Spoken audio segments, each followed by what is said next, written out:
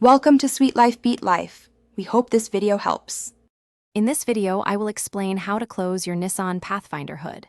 First, make sure your hands and any tools are completely clear of the engine bay to prevent injury or damage. Gently lower the hood until it's about 8 to 12 inches above the latch mechanism. Before proceeding, quickly check for any obstructions that might prevent the hood from closing properly and securely. This initial check is crucial for a safe and effective closure. Once the hood is positioned correctly, release it from that 8 to 12-inch height. Let the hood's own weight do the work, allowing it to fall and engage the primary latch mechanism. It should click securely into place.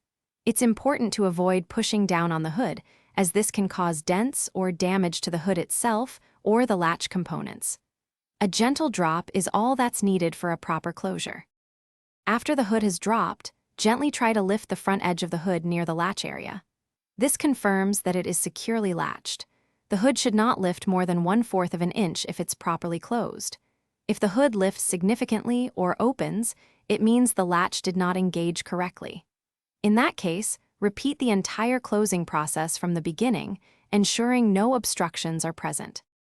Finally, take a moment to visually inspect the hood. It should sit flush and evenly with the surrounding body panels, indicating a proper closure. Also, ensure that no hood open warning lights are illuminated on your dashboard. If everything looks good, you're all set.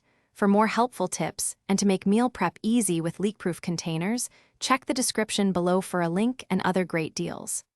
Thanks for watching and drive safely. Thanks for watching. Consider subscribing if we helped you.